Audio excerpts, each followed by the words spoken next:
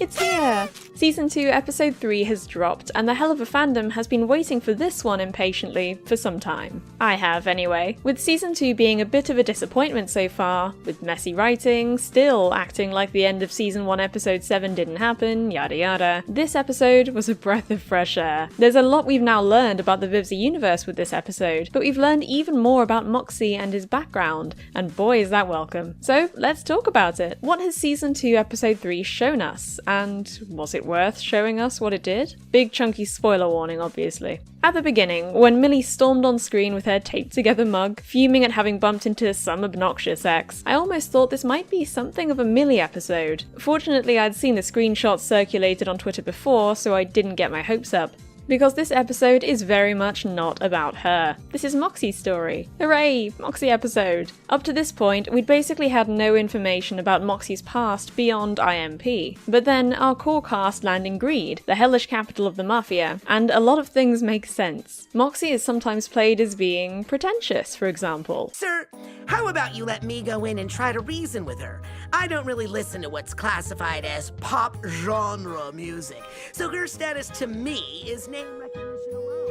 In my derivative Moxie, of... shut the fuck up! With a taste for the finer things in life right down to the way he habitually dresses. And that makes sense given his wealthy background. His alleged proficiency with weapons. Use what you're good at. I'm not good with my hands?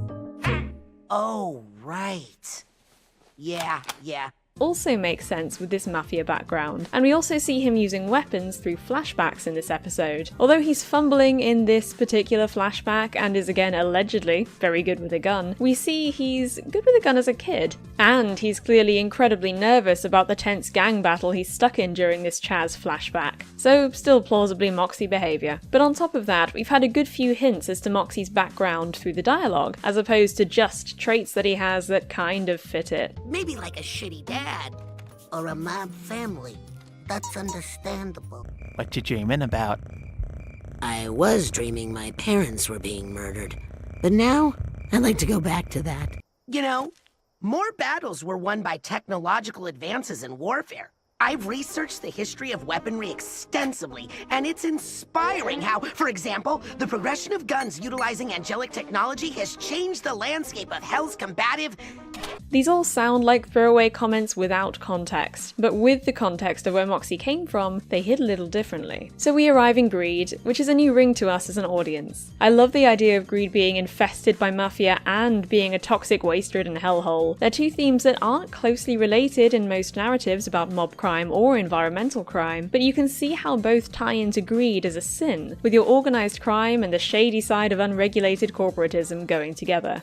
Besides, where better to dump your toxic waste than a place already ruined by the iron fist of mafiosos? And where better to be a mafioso with bodies to dump than a chemical wasteland where the ambient pollution might do some of your work for you, probably saves you trouble. As the questionable helicopter comes into land, mounting dread descends on Moxie. He's visibly shaking the moment the door opens, and then we meet Crimson, his dad. Crimson's first impression with this terribly slimy attempt at charm is just great. Not only does it fit the whole mafia lord stereotype, but it's such a fun trope, especially with that 10 packs a day laugh. Guys, Crimson's voice being as similar to Moxie's as it was grated initially for me. I don't know, just a bit too close. I get it though, they're related and it does make sense, and obviously they're voiced by the same guy. I recognise I'm being irrational here. A lot of people have the same voice as their mother or father. It just stood out a bit to me, no good reason. But Richard Horvitz's delivery with Moxie's father is great. He's a great voice actor, and that's no secret, and that talent really comes through a lot in his performance of Crimson. come here. Okay. To briefly go back to the beginning of this episode, it turns out that Millie's obnoxious ex is also Moxie's obnoxious ex, and that ex is Chaz. People loved his design from the get-go, and it's good. But what really sells this character for me is the voice actor, Eric Schwartz. He nails lines that just wouldn't be funny otherwise. Well, I'm the whole package, if you know what I mean. I got a big dick. Something that can also be said about Brandon Rogers, by the way. There's dick dicks in the walls. Oh, that's fucking hilarious. He's likably awful, which is the best kind, especially in this universe. We also hadn't seen shark demons before this episode, and they look good. It's a fun concept. It seems to be mostly sharks and imps running around the no last name territory in this ring. So the question in this episode then becomes, why is Chaz here? Crimson explains his plan to Moxie, and as far as villains revealing their evil plan cliches go, it's not a bad plan. It makes sense. If Moxie can't be trusted to pick up the family duties post-leaving, and his dad's getting on and doesn't want to do Moxie's grunt work anymore, an honor-oriented collective like the No Last Name Empire could marry someone into the family as a way to replace Moxie and bring all of Chaz's money into the family. A huge bonus on top of finding a replacement. The wedding ceremony aspect of it is of course completely unnecessary, but from what we've seen of Crimson up to the point of his master plan reveal and afterwards, including all the mounted succubi wings and imp horns on the wall, it does fit for him to want to humiliate Moxie, and humiliate him he definitely does. We also learn about where Moxie's mother is. In wordless flashbacks, we're shown that she increasingly objected to the cold cruelty of Moxie's childhood environment, with its morbid nature and all that violence. And it all culminated in one fatal act of dissidence against Crimson. Just the relatively small act of somewhat angrily handing him a gun Moxie had been given, but I guess someone like Crimson can't let his people see him be disrespected like that. Moxie is then helping his father dump some other bodies, and we see his mother's white and red shoe float up in the water. At some point, Crimson took care of her. As cool and sad a way as this is to portray the death of Moxie's mother, the whole shoe motif is fully stolen, unfortunately. Now, the idea of focusing on a character's legs itself isn't unique, that's fine. The idea of wordlessly showing a death isn't unique, and that's fine. The idea of some standout trinket to commemorate someone who's died also isn't unique, and that's fine. All these things are fine by themselves. But, as a whole, everything about this is ripped from Jojo Rabbit, right down to the design of her shoes. Moxie doesn't incorporate this memento in his outfit or in anything he seems to own to this day. They could have done something with that instead of taking from Jojo Rabbit. I don't know, maybe put an emphasis on the little bow on Moxie's mother's dress in these flashbacks, with the little bow in focus, maybe a bit brighter than the rest of the palette, and have this be where Moxie's bow tie comes from, because it looks like he already has one in this family portrait. When Moxie and Crimson are dumping other bodies, this is not his mother. Maybe his mother's ribbon floats up, or Moxie spots it caught on something and picks it up whilst Crimson isn't looking. Anyway, it looks like him and Blitz both have dead mothers as well as daddy issues. It's truly depressing. I like it. What did strike me as odd is that Blitz goes to Chaz's car after sleeping with him and learns that Chaz is not in fact wealthy, something he'd also bragged to Millie about. What's odd about this is that Crimson is, of course, a mob boss, and you'd expect him to be good at doing his homework in order to, you know, not get screwed over and killed. Not only that, but Crimson is demonstrably good enough at doing his homework in the episode that he tracked down his son and his son's company. How a mob boss like Crimson then gets blindsided by someone he already dislikes within his own ranks on something as easy to figure out as approximate net worth, I really don't know. Plot convenience, I guess, because it gives Crimson a reason to screw with Moxie that can be neatly resolved in one single episode, rather than a long-standing manhunt sort of deal. Moxie initially just wants this whole sham marriage to be over and done with so he can put this chapter of his life behind him all over again, but then he decides to stand up to his dad. You'll learn firsthand just how good I've gotten at my job. Now, Moxie has been spoken of before as being good with guns, and here he really talks a big game to his dad, but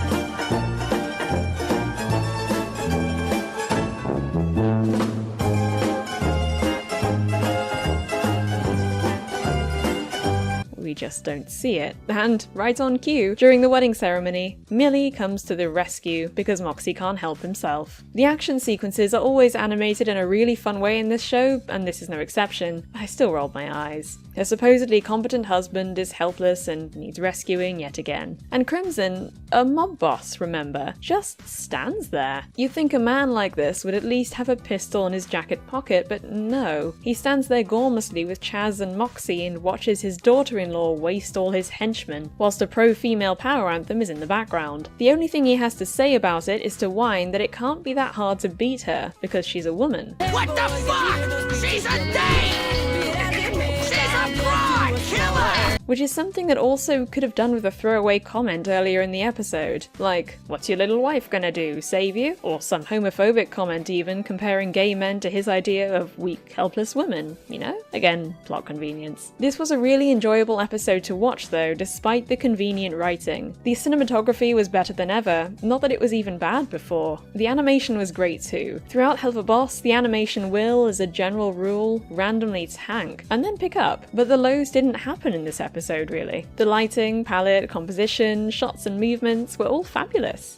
Just a bit of a visual treat. I especially liked a scene near the beginning where Crimson is talking to Blitz on the phone, and his cigar is animated beautifully, the light trailing. Speaking of Blitz, he was great in this episode. He didn't do much, but what he did do was fun. Buckle up, Millie. We're doing a shred. As sad as everyone was that this entertaining, eye-catchingly designed character died in his debut episode, I don't actually think that's an issue. He was fun to watch, sure, but not every character necessarily needs to come back. He played his role in this episode, and other than making goofy cameos here or there going forward, I don't really see what else he could have done. It's not like the Helluva Boss team doesn't wheel out streams of fun character designs and quirks anyway, so we're not going to be starved for fun side characters in future. Before I wind up though, I've got Hassledvania with me for some interesting thoughts on the writing. Take it away. Smello, everyone. I've recently, completely voluntarily, sat through all of Helluva Boss. And binging the entire show in one sitting, I'm noticing a niggling problem that's just refusing to die in this show. Something that's perfectly exemplified in this newest episode. And that's how the writing is consistently having its own narrative collapse from misguided priorities. So, to boil this episode's inciting incident and climax down, we start with the problem. Moxie has involuntarily returned home, where he is struggling to stand up to his abusive dad, and is being harassed by his ex-boyfriend. This somehow leads to the resolution, wherein the episode ends with Millie killing everyone set to a girl boss song as sexist comments are flung at her, before claiming her husband back. In other words, the episode bails on its own established arc, in order to do a fan service montage. So firstly, the episode is about Moxie, his traumatic past relationships, and his inability to act independently. As plot points, both of these just kind of peter out. Secondly, there's no setup for Millie being looked down on for being a woman until this big scene where she's proven them wrong, and Moxie is left on the sidelines as a literally useless, ineffective spare part. Now, I'm not going to get into the whole culture of how Tumblr and Twitter girls objectify gay guys, kind of dehumanize them almost, especially bottoms. Let's just focus on him as a singular character. Moxie is constantly set up to develop and grow, yet is still at square one by the end. He starts the episode controlled by his dad and objectified by Chaz, and he ends the episode controlled by Blitz and objectified by Millie. This ass is mine! This joke particularly rubs me the wrong way, because in a bubble it could almost be funny, but placing it here, it's the perfect example of prioritizing a gifable moment over resolving the established arc. I could outline how you could write the ending so Moxie acts a bit more independently. Maybe where he can take part in this big fight scene with his wife, showing he's on equal footing with her and thus has established a healthier relationship for himself. But let's say the scene has to be in it as it is. It's clearly a big expensive set piece and can't be altered. Plus, let's just assume Vivi will not budge on Moxie just being the biggest beta who ever lived. What do? You just set it up. Just put the work in. Chekhov's gun this bitch. Maybe have Moxie talk about how he can't get Millie involved in this world, how he can't be a burden to her. Then, boom, Millie forces her way in and he learns that they share their problems as a team. And at some point establish some kind of sexism, just once to justify this scene. Rather than, as always, giving a big speech about how amazing Millie is, how he doesn't deserve her, how his wife will always look after him because God forbid he grow. As it is now, due to placing more importance on set pieces and memes, the episode is about Moxie being taken advantage of, and the resolution isn't that he learns not to be, but that he has to be taken advantage of by the right people. It's not a particularly good note for the episode to end on. Well, that's pretty much it. This episode primarily taught us about where Moxie's roots are, and gave us a tiny, tiny snapshot of how he moved from his old life to this one. Felt like we almost learned something about Millie, but no. I hope they eventually do an episode on her, but this was a Moxie/Greed Ring episode, and it had a great atmosphere and fun, well, everything. If you like that, check out the rest of my channel for more content about Western animation. I really like Vivzi's fictional universe, so you'll see stuff from me about future Helluva Boss episodes, and has been when that comes out. Thanks for watching, and see you next time. Bye bye!